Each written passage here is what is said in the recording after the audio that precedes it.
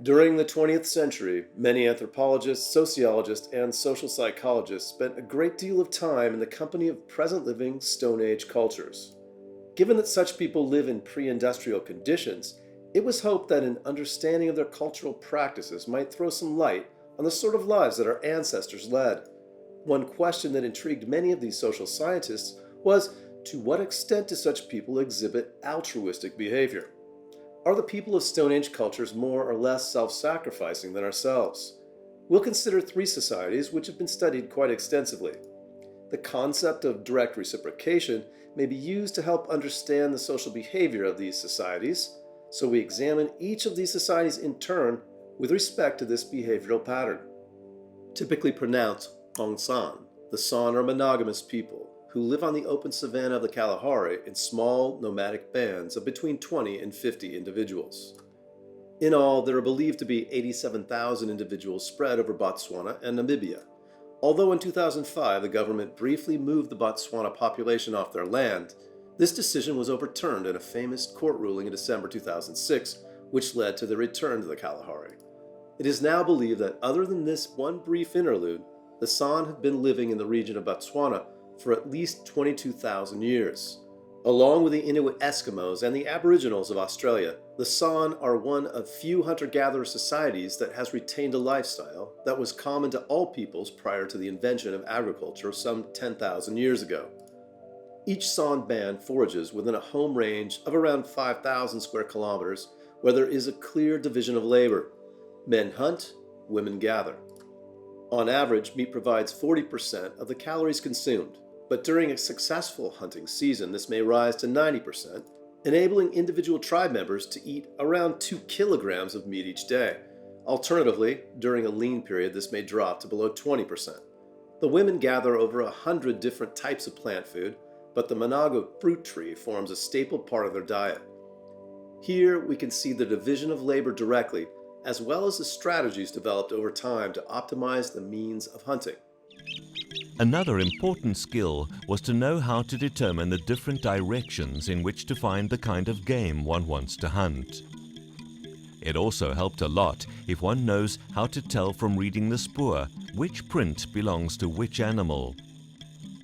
We would also know how to tell in which direction the water points would be by just studying from animal footprints where they would head to drink water. The trick is to study the main trail the animals would branch into as they came from all directions in the bush. That one main path they all seem to join and head into one direction is the direction where one is guaranteed to find a water pan.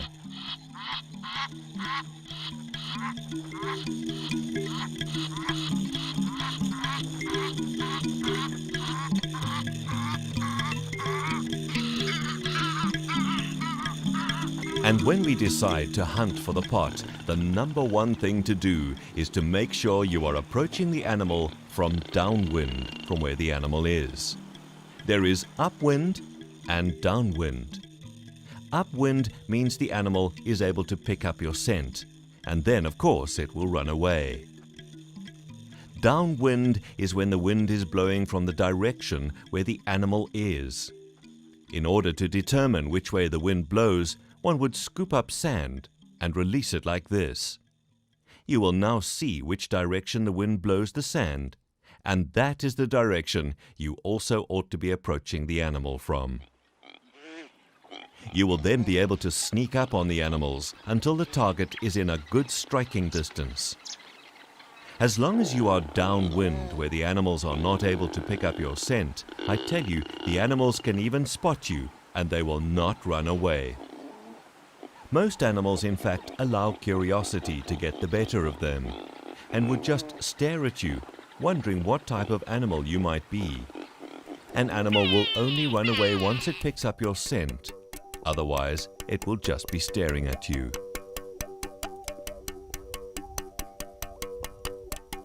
After a kill, one would hide the carcass and then return home to get the family. The entire family would then move with everything, and we would make the place where the kill happened our new home. This would now be our new home for as long as it will take us to finish eating up all the meat of this particular carcass. So we will then have a big feast, light a bonfire and dance around the fire, and we will eat the meat until we are full.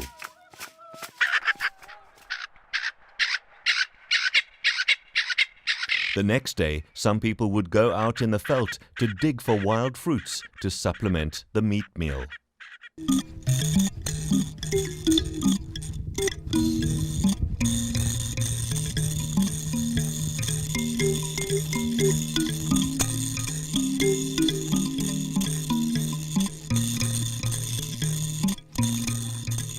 Every morning as we wake up, we each have our different chores, and we know what to do for the day. The women would, for instance, divide themselves into groups, who would gather wild fruits, and so on.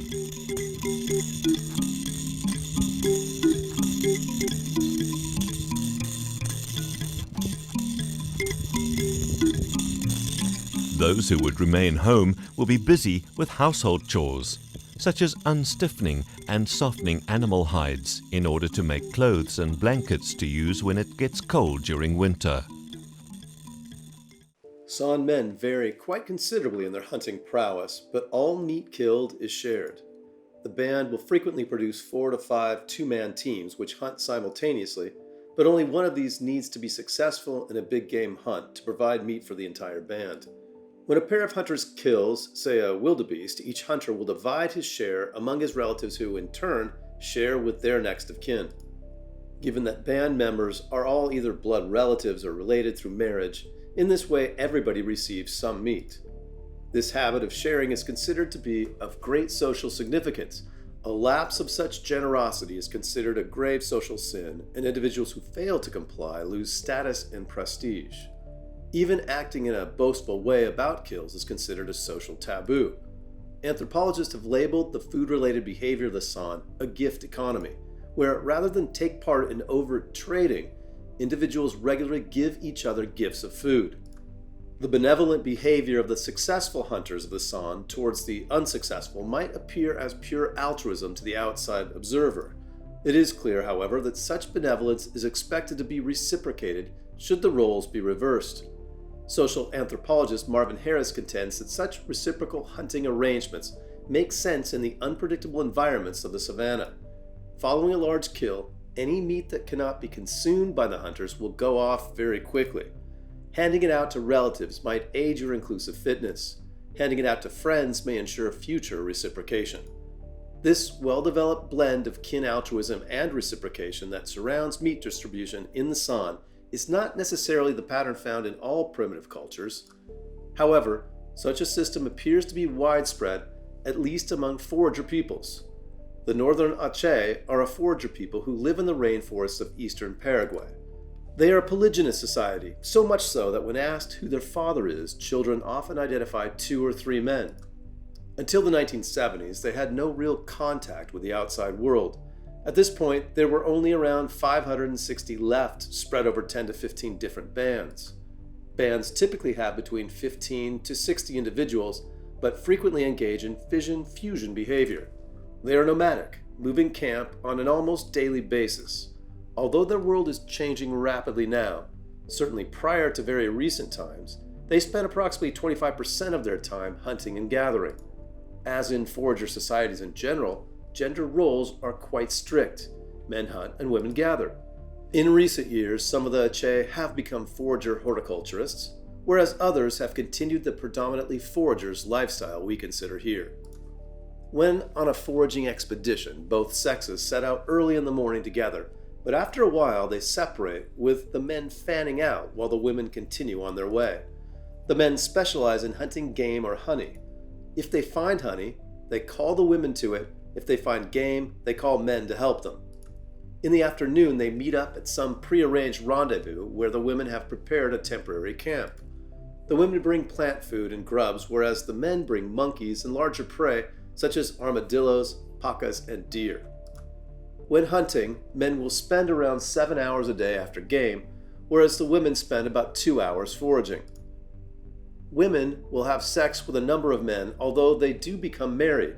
Marriages are often short-lived, especially among the young adults. All men that a woman has had sex with leading up to the child's birth are expected to help provide for the offspring. But if she has sex with too many, then extreme uncertainty of paternity can lead to none of them giving aid. So clearly, both sexes play a cost-benefit game. They are not without sexual jealousy, and if a married man considers his wife is having an affair, he may beat her. If he leaves marks on her, she may boast how much her husband must really love her.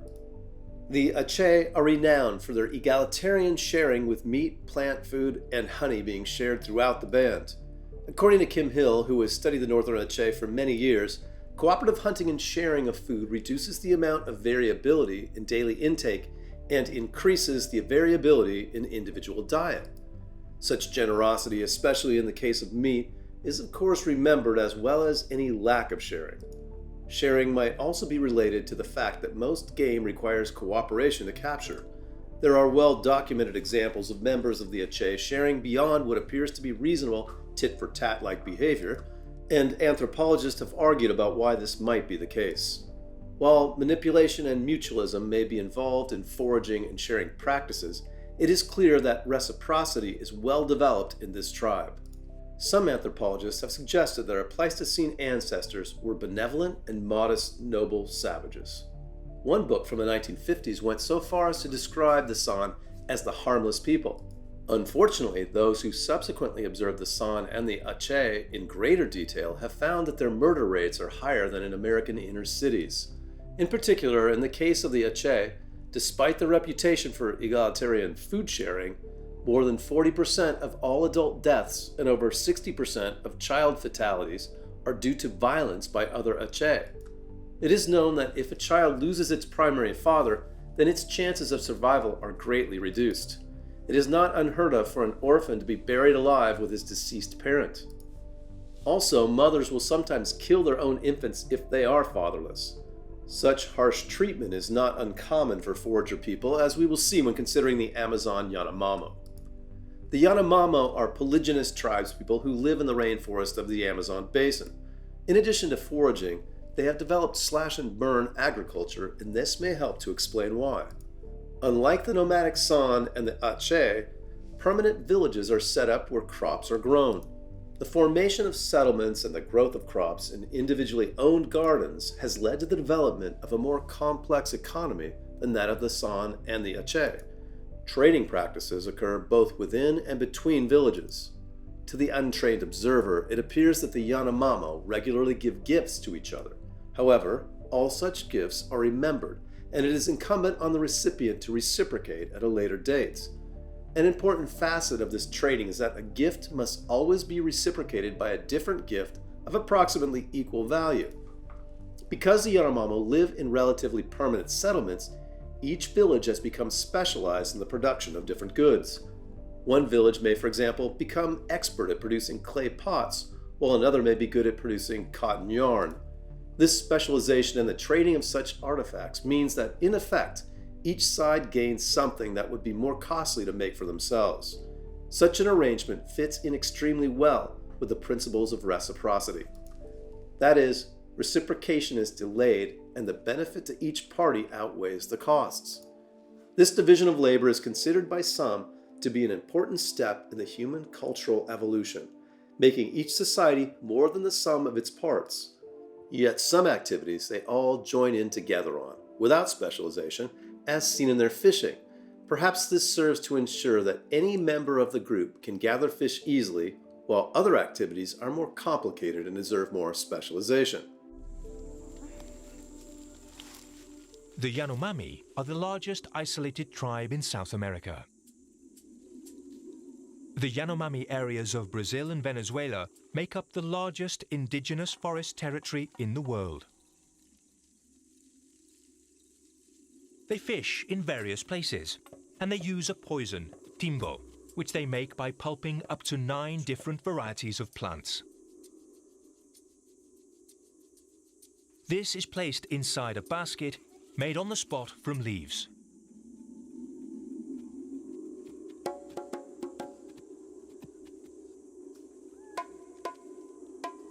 Once the plant poison is made, it only remains to sieve the death trap through the water. The fluid it secretes extracts the oxygen from the water, and the stunned fish float to the surface, where all group members can easily kill them with arrows, knives, and machetes.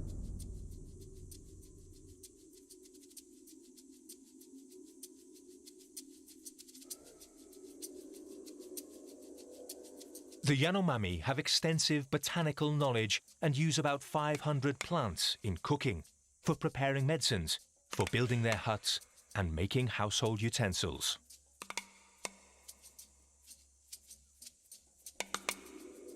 Today, the population of this Amazonian tribe totals about 32,000 individuals, but the thousands of gold hunters that invade its territory pass on deadly diseases like measles or the flu. For thousands of years, they have prospered in the jungles of South America. They now face a dark future, full of difficulties. As is generally the case for polygynous societies, a small number of Yanomami men have several wives, while the remainder are either married to one wife or remain as bachelors. When a man takes a wife, she is expected to be subordinate to him. If he is unhappy with her behavior, then he is at liberty to beat her or even to shoot an arrow into her, provided the arrow is aimed at some non-vital parts. But if the Yanomami men sometimes act violently towards their wives, this may seem relatively charitable when compared with the way that they treat the men of other villages. These Amazonians are renowned for their frequent violent raids on each other's villages when they are not involved in trading, which are most usually conducted on the premise of avenging some past killing or abduction. Such raids are not without fatalities. When they occur, as many men are killed as possible and as many women are abducted as possible. Almost half of Yanomami men have killed another man, and it is these killers who are most successful at attracting wives and lovers. The Yanomami are not alone in engaging in violent raids, but then again, nor are the Sonn or the Ache, who despite their high murder rate adhere quite strictly to practices of food sharing throughout the band. As you may recall, many social scientists of the 20th century suggest that differences between societies reflect random cultural factors.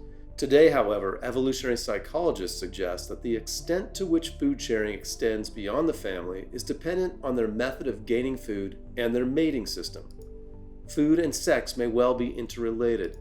In societies that rely solely on foraging, a man cannot store up anything with which to barter. However, you can store up the notion of the gift of meat.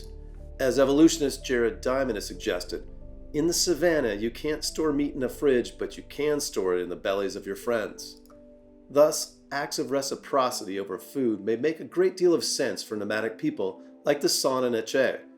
In cases like the Yanomami, in addition to demonstrating prowess in hunting and in intertribal conflicts, a man who is successful in agriculture and trade is also likely to be successful in competition for wives. It is well established that among primates, females can best increase their reproductive output by gaining access to resources such as food, and males can best increase theirs by getting access to females. This means that the polygynous nature of Yanomami society may be a direct result of successful males being able to hold resources, an option perhaps not available to nomadic Sonn men. Hence, giving food away freely does not make economic sense to the primitive slash-and-burn Yanomami farmers. Although the introduction of primitive agriculture may have reduced the level of simple food sharing, like all cultures studied, in times of need the Yanomami are known to aid friends in addition to relatives. In particular, when intra-tribal disputes occur, both friends and relatives of each protagonist quickly become involved as people take sides.